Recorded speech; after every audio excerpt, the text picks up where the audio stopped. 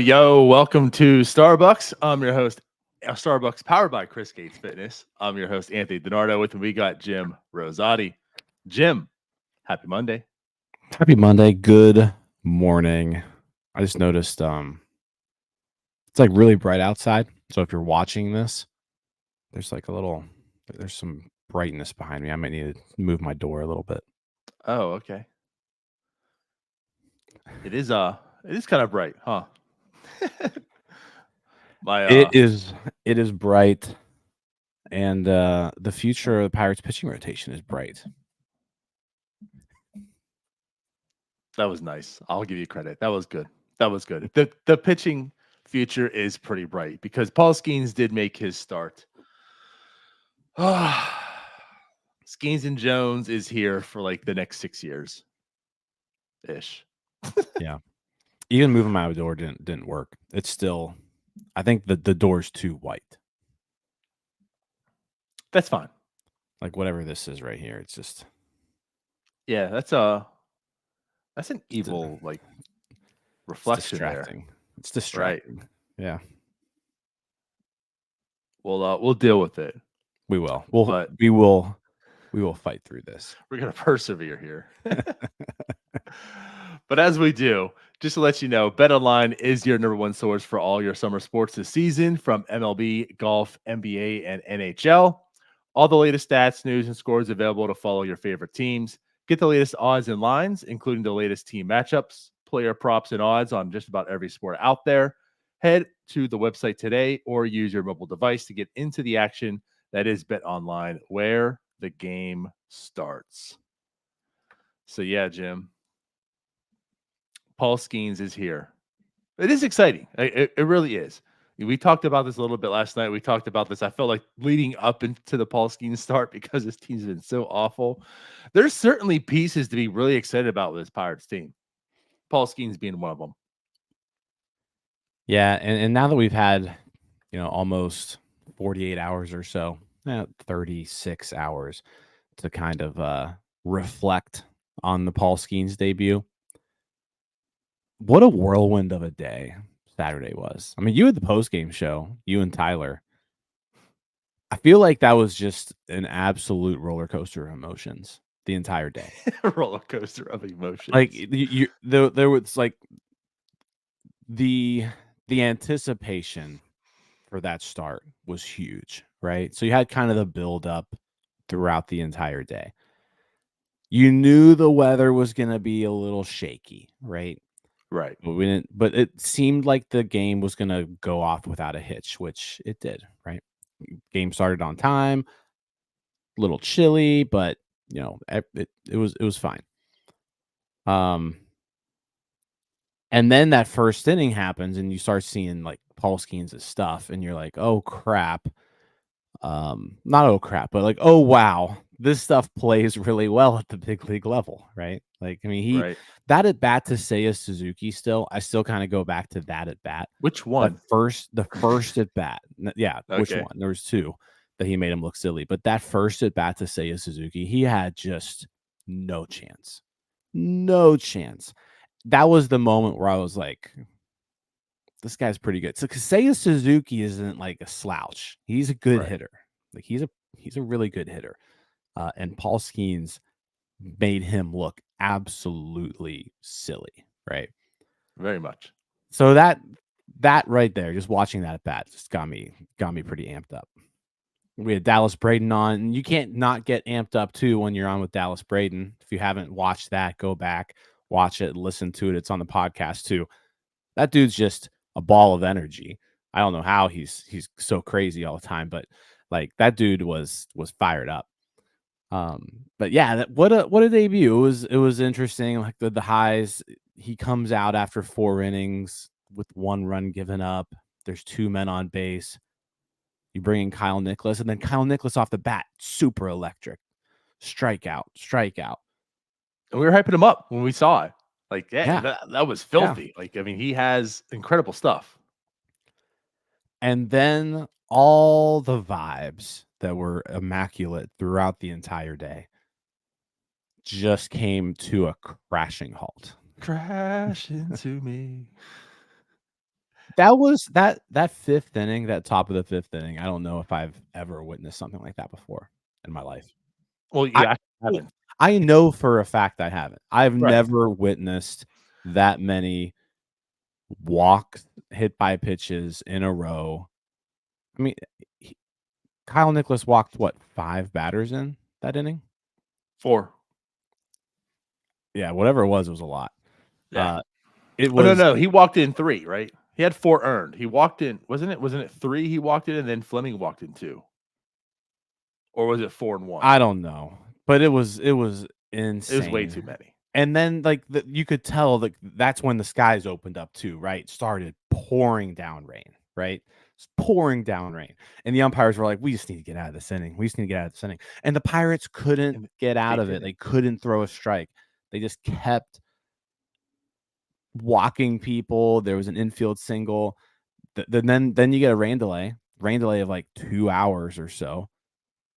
Comes back, and it was still awful. Like, Holderman comes in and he can't find the strike. It was laughable what it was. So yeah, it was just an incredible inning. The whole inning itself lasted, I feel like, 3 hours. Like, it was a 3-hour long 5th inning.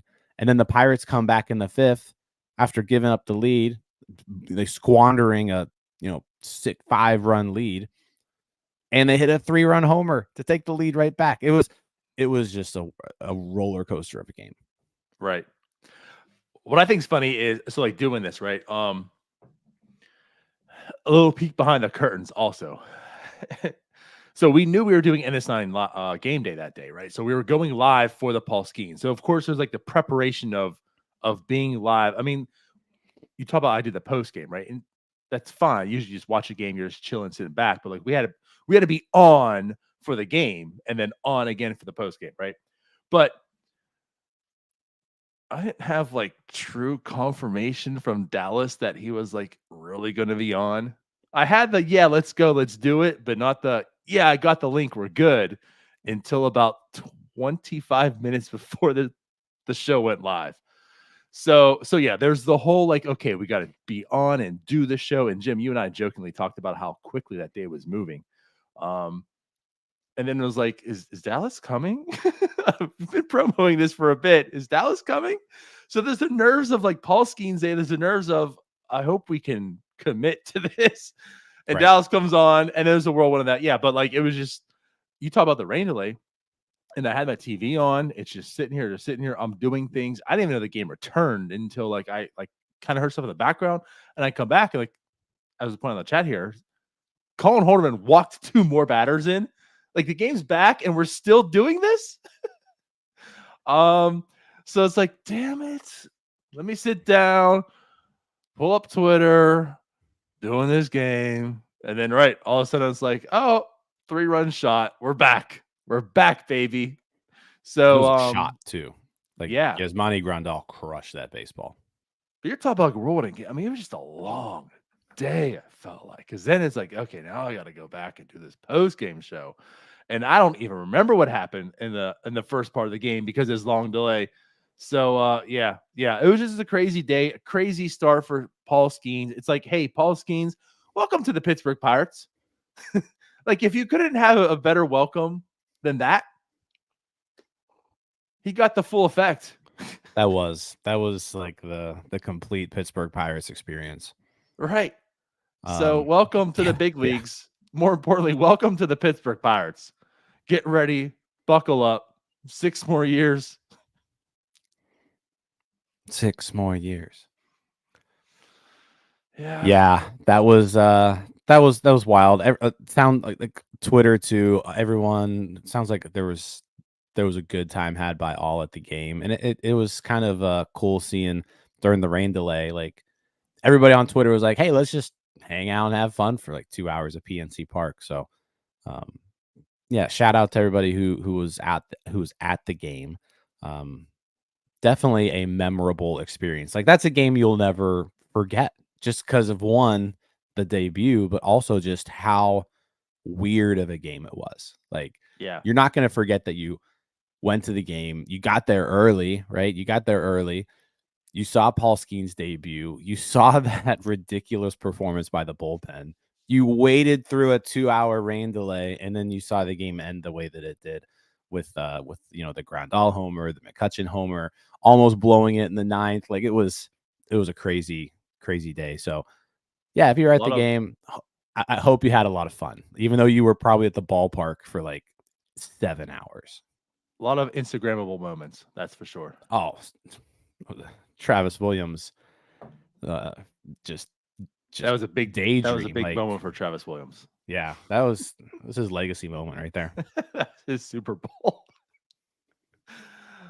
Oh my God. Yeah. So Paul Skenes is here, which again, like what adds excitement is not just the fact that Paul Skenes is here, it's the fact that Paul Skenes and Jared Jones are here. You talk about the rotation, right? I mean, it's just like I'm still trying to process it. How do I process this as a Pirates fan that the Pirates have Paul Skenes and Jared Jones? I'm not quite sure yet. What's going to happen? This sounds too good. These guys are too elite. I'll throw that word out there. I mean, the way Jared Jones is right now, these guys are too elite to be Pittsburgh Pirates together. So what's going to happen here? I don't know. But yeah, it's like 2 out of 5 starts, right? 40% is must-see TV because of these two. This is incredible stuff. This is stuff to be excited about. So again, like the individual parts, a lot of exciting things for the Pirates. But as a collective, they dropped 2 series back-to-back this week since we were last on. The Angels, then the Cubs. This offense sucks. It's just downright pitiful. There's parts. Ono Cruz is coming back. He's looking really good. Something to be excited about. The Pirates have Ono Cruz. They also have the rest. The rest. Yeah. You know what's why it's kind of incredible. I just pulled up the league, the team stats in hitting, and notice you pulled up those stats and it's not so bright in that room anymore. Yeah, right. It dulled it out. There are 4 teams worse than the Pirates when it comes to like team hitting. Which is just pretty incredible to me. Like, imagine how bad we are, and then there's 4 other fan bases out there that have it worse. One of them being the Cincinnati Reds. Gosh, they've cooled down. They've cooled down hard. They've cooled down colder than the Pirates have these past few weeks. And then Colorado, at Coors Field, they're below the Pirates. Miami's below the Pirates. White Sox below the Pirates. That's just shocking to see. I just can't imagine other fan bases having to go through something worse than this. The issue is those first 11 games are holding a lot of weight for the Pirates right now. They must be.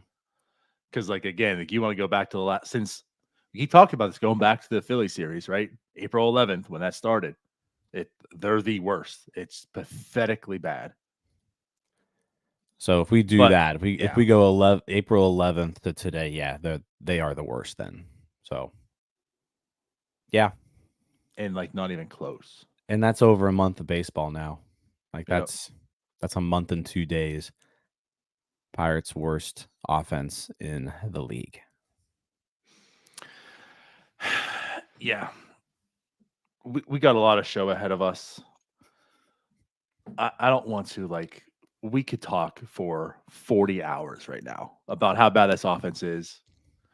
We do it on the post games, but I do want to, like, say a few things here.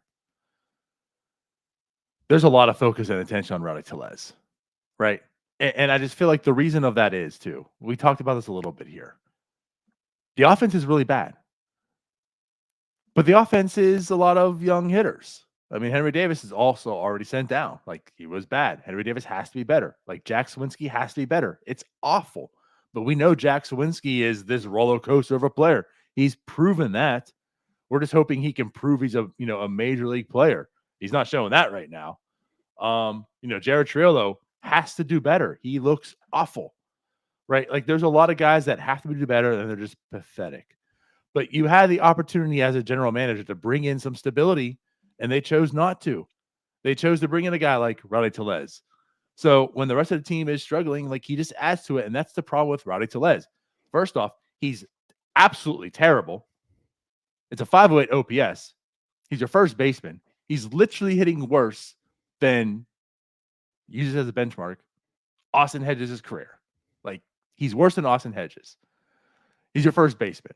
That's the guy that you paid money to bring in to help stabilize this team of young players. That's the problem, and that's why Rowdy Tellez is under the microscope. Because that's something that you could possibly do something with. You could make a move, right? Like, Henry Davis was moved down. That's all you can do with him. You can move Jared Triolo down, I guess. You can move Jack Swinsky down. But here's also the problem. Because your system is so barren with actual talent on the hitting side, who are you bringing up to replace them? Nobody. But, like, with Rowdy Tellez, you need to make a decision. This isn't a guy of your future.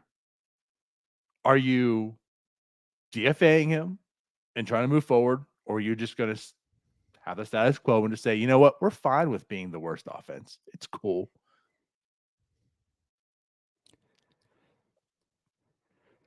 I don't know how much time you can give him. I don't know how much more time. It's May 13th. He's been just absolutely dreadful. You've got a stretch now of 7 divisional games. I'm looking at the probable starters. 3 of those are lefties, which means Rowdy Tellez is going to start in 4 of those 7 games, right? Yay. So once you get to May 20th, that off day, like, is Rowdy Tellez still here? I don't know. I guess we'll see. I'll tell you this. I don't think he's going anywhere, like, immediately. They're going to give him, I think, a little bit more time. I think you did the math on Yoshi last year, right? They gave him 50 days or 2 years ago. They gave him 50 games, basically. And he was worse. Yeah. Just Yoshi was worse. They gave him 50 games. Now, the flip side of that, the Pirates were also in a different situation there. Like, they're trying to be better this year than they were in 2022. So can they really hang on that long? I don't know. Yeah. So I don't know. We'll see. We'll see. Right. I think we've spoken enough about how bad some of these guys have been. Rowdy, Jack, Triolo, those 3 in particular. They were 5, 6, 7 in the order yesterday, and they're all really bad. Absolutely.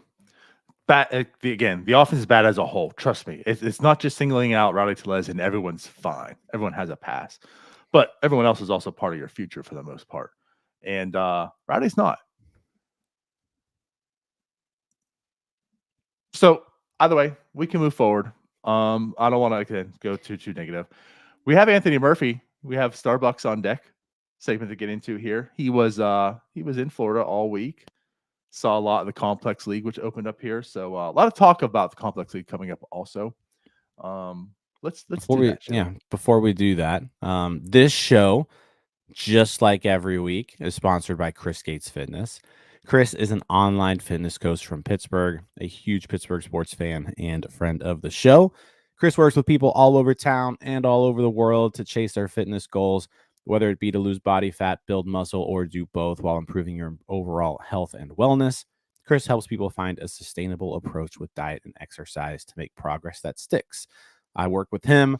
And if you want a quick and easy way to set up your diet and figure out how many calories you should eat based on your health and fitness goals, make sure you grab Chris's free calorie counter. All you need to do is sign up for his mailing list at chrisgatesfitness.com/newsletter.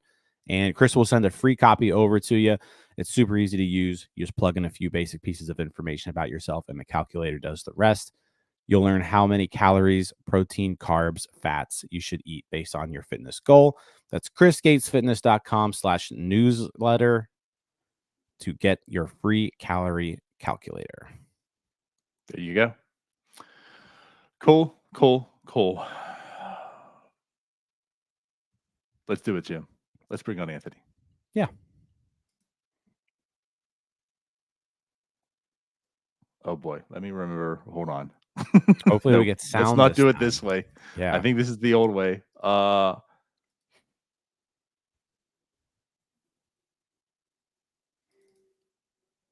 joining us once again for Starbucks on Deck is Anthony Murphy. Anthony, welcome back. You nice little background there. Where are you at, buddy? I am in sunny Florida, where it is very warm here. And that's right. As a Louisiana guy, can't take it. Virginia, but yeah. Oh, my bad. Virginia, my bad. Yeah. But still, like, I mean, it's hot in Virginia. Yeah, it can be. It's not this hot. It's not. I feel like it's not hot right now. Like, I mean, I lucked out, and there was like a really nice breeze like the entire week. So like it wasn't too bad, but I did get a sunburn on the top of my head like after the first day I was here, which I didn't know that was a thing. Like I don't know, crazy me thinking like my top of the head, like my hair protects the top of your head or something like that. But no, it didn't. I got a sunburn on the top of my head the first day here, and yeah. Well, welcome to Florida. My week started. Yeah, that's how my week started.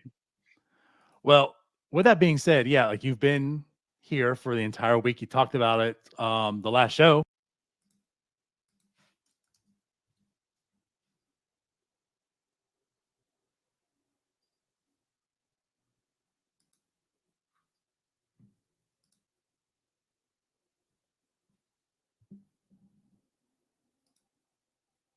Something happened. Did you freeze it? I mean, I didn't personally do anything. Oh boy.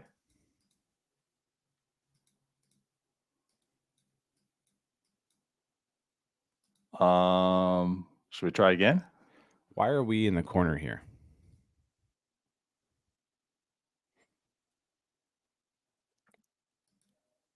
So yeah, I don't know. The video is fine. I didn't pause it.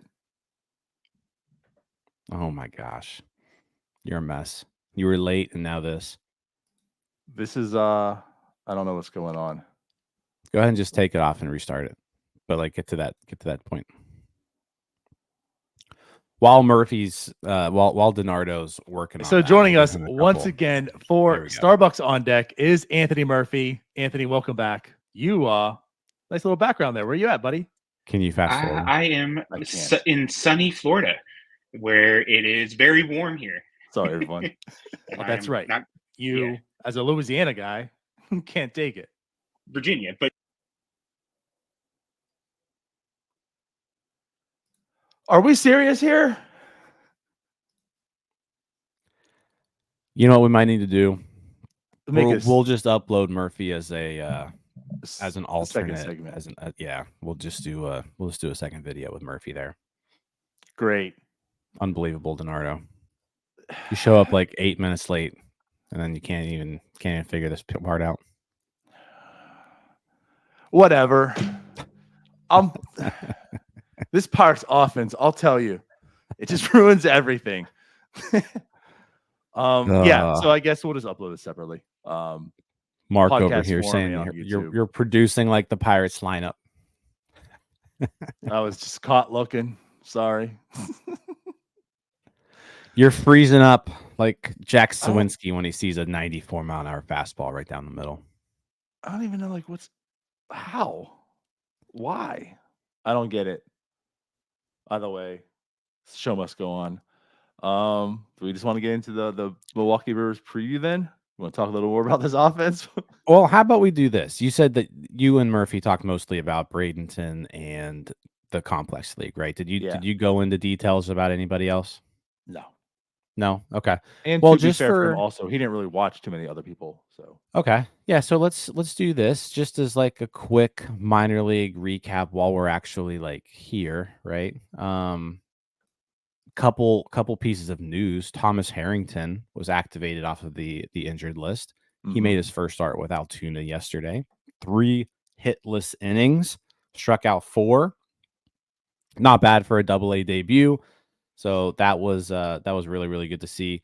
And then Hunter Barco too, who I know he has been a topic of conversation in quite a few shows.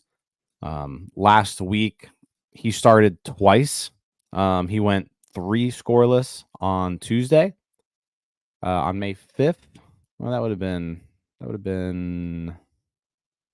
when was May 5th? Sunday? Yeah. So Sunday he went 3 scoreless. Saturday he went 5 scoreless. So pretty dominating performances from Hunter Barco in Greensboro. Just 1 hit given up on Saturday, 3 strikeouts on the year now. 27 and a third innings, 1.65 earned run average. He's someone who I think you can probably push through the system pretty quick, especially those lower levels. You know, he missed that first year after the draft because of Tommy John surgery, but he only threw 18 or so innings last year. He's already surpassed that this season in high A, doing really well. But with an advanced college arm like that, like he didn't go to Campbell, right? Like Harrington, like he went to the University of Florida. He was playing some pretty stiff competition. You know, this is his 3rd year out of college. He's probably facing about the same caliber of offenses that he was at Florida. So maybe move him to Altoona too, which just means that Altoona rotation is about to just be even more sick than it was before. But maybe it's time to even bump some of those people to AAA because I'm pretty sure the Indianapolis Indians right now have 1 starting pitcher on their team. basically, So yeah, like, well, I guess you can, if they're gonna change Dalton Jeffries, who they acquired the other day too, maybe use him as a starting pitcher. I guess Plasmeyer can be a starter, like, but there's a lot of guys there that, you know, especially with Domingo Germán's visa issues, like that team's a little thin when it comes to starting pitching. So, but I just wanted to highlight Barco and Harrington there real quick. They had really, really good weekends. Harrington with his double-A debut and Barco just tearing up the South Atlantic League. So yeah. Again, like the parts, there's a lot of parts too, like pitching wise for the minor leagues that are pretty exciting. Yeah, offensively maybe not so much, but starting pitchers, yeah. Ironic, huh? It's almost like we've seen this somewhere else. Right. Don't know where. Yeah. Anyways. Yeah, so again, at some point, check out Murphy. He'll be on talking. Again, the Complex League started. A lot of young guys, a lot of guys that, you know, we've heard about but not really been able to see. And some newer guys in like Kiefer, the trade piece, Delgado. He's tearing it up down there. So did you call him Kiefer? I did call him Kiefer, huh? You are off this morning. Yeah, Kiefer Sutherland. Kiefer Sutherland is he has 24 hours to turn this offense around. Kiner Delgado, Ralph Kiner Delgado, as he's been dubbed by John Drecker on Twitter. Right, Kiner. There you go. But yeah, he's comes over, has 3 home runs. Check that out. It's cool stuff. A lot of information. There was some crazy stuff happening at Bradenton too. Murphy brought some interesting things with him. He had the turtle incident. Yep. Where a turtle got on the field somehow during a Bradenton Marauders game. It went viral. Like that video went viral. Yeah, like just a turtle chilling there in center field. It was pretty fast for a turtle. And then also an inside the park grand slam last week for Bradenton. So yeah, some wild stuff. By Esmerlin Valdez, where if you were listening to last week's Starbucks, we highlighted. That's right. That's right. Okay, Jim. Time to drink. Milwaukee Brewers. Pittsburgh is going to Milwaukee to play the Brewers.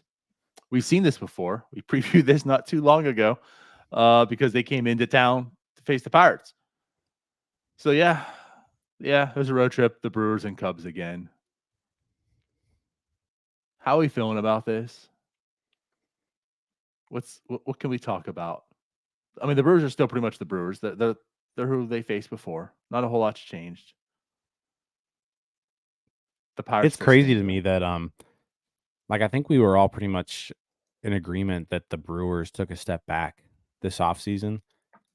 It was like, the Brewers, they're not going to be that great. Right. Here they are in first place all by themselves. At 24-16, they're 8 games above 500.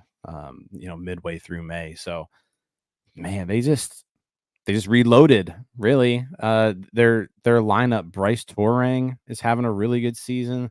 William Contreras is really taking off as a catcher. Like he's turning into one of the better catchers in baseball. I mean, if you want to, trade still, like when it happened, we were like, what the hell? And right, like you're saying now at this point, what the hell? I don't know what the A's were doing there, but somehow the Brewers got William Contreras out of the Braves got Sean Murphy, and the Brewers somehow ended up with William Contreras, and I don't think they really did anything to do it. So yeah, that worked out for him for sure. Christian Yelich, he's not having his greatest season, but he's still Christian Yelich, and he's doing really well. He just hasn't been healthy, but when he's been on the field, he's been really good.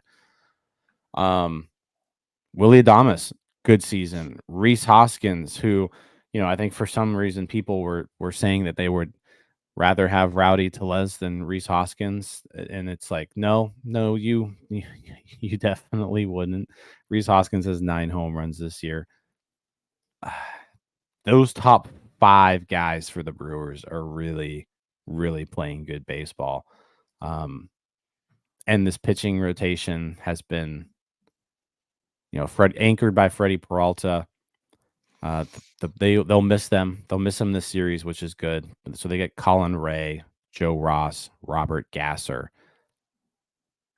who, if you're going to pick 3 Brewers starting pitchers, those are the 3 you want. Still.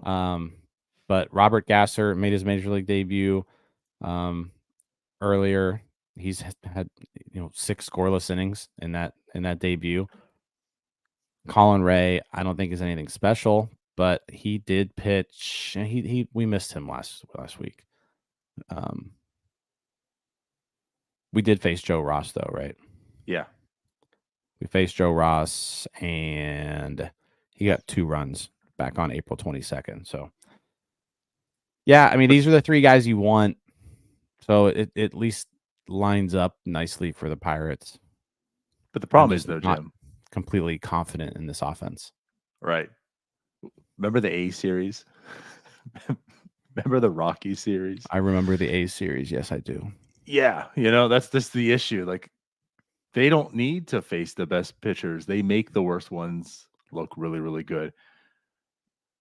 I don't know, man. It's so frustrating right now. Again, like, I guess what you can say is Brian Reynolds is still Brian Reynolds. He's a good hitter, right? He's been pretty stable this year. Do you want to see better? Of course, you want to see better, but he's not the problem. Andrew McCutchen has been having a lot of really good at-bats for quite some time now. And, I will fight this. This isn't Andrew McCutchen needs to go. He's one of the better hitters on the team. It's just not falling for him. He's been super unlucky.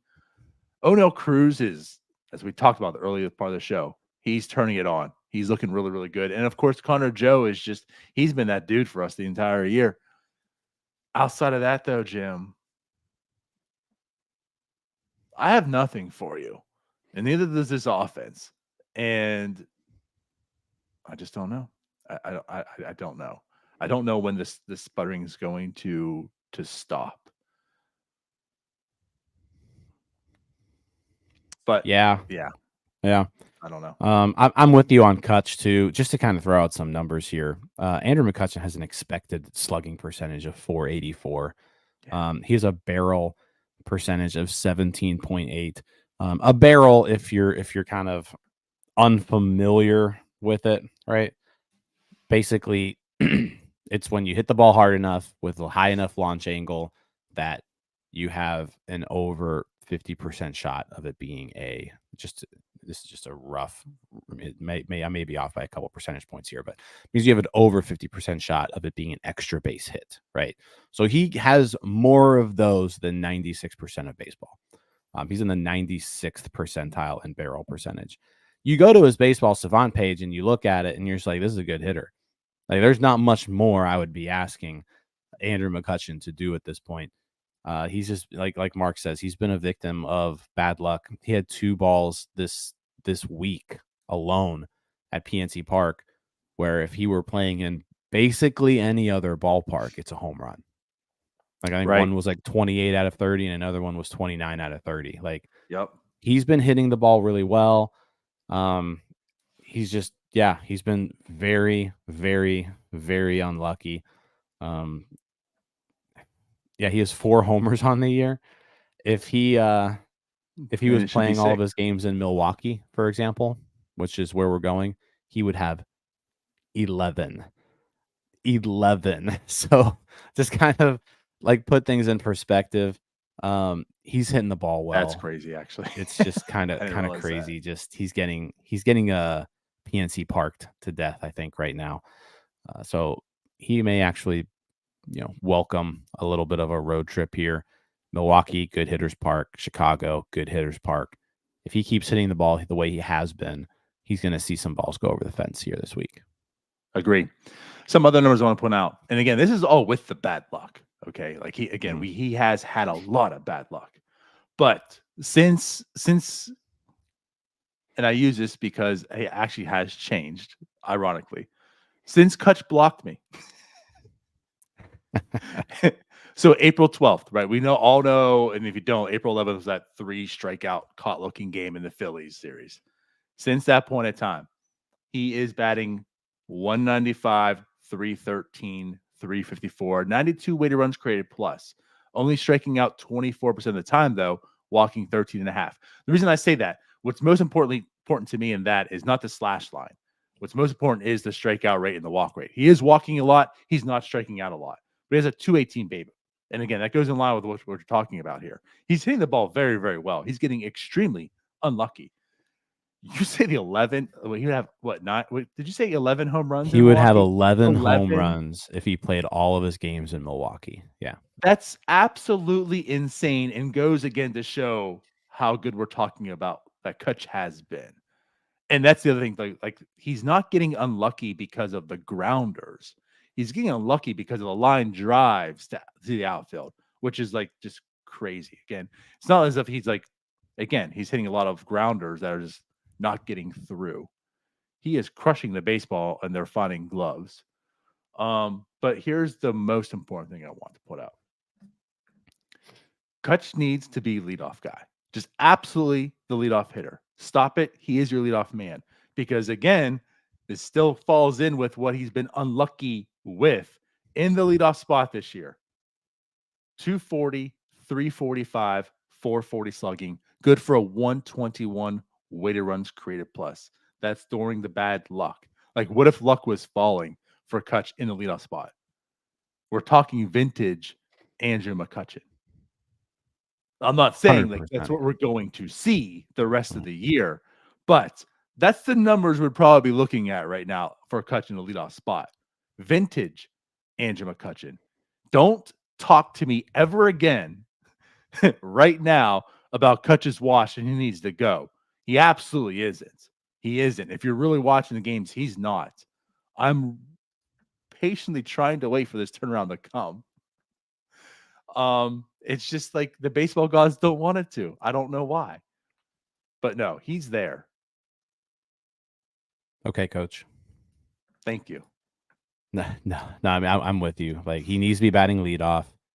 He's got a 345 on base percentage in the number 1 spot this season, 440 slugging, 785 OPS. He's been one of the best hitters on the team out of that leadoff spot. And like I said, that's with the bad luck. If these balls were falling, if they were going over the fence, if they were playing in any other ballpark right now, the numbers overall look good. So yeah, when you say that Andrew McCutchen needs to be better, Andrew McCutchen is washed. Like, I'm sorry, you're just wrong. you're just wrong. Yeah. People who are washed aren't hitting baseballs this hard. People that are washed are probably slugging lower than Ben Revere. Like Rowdy Tellez? Correct. Yeah. Yeah, Andrew McCutchen, he's not washed. He's still there. He's smoking the ball right now. And you're seeing the actual numbers starting to uptick because of this, but they can continue to uptick as well. But yeah, you look at just kind of what he's done from a pure batted ball standpoint, and you can't really ask for much more. There's probably maybe you could say, you know, I could do away with a few of the strikeouts, but he's putting together a pretty solid season when it comes to just straight up hitting the baseball, right? It's only a matter of time before they start falling in.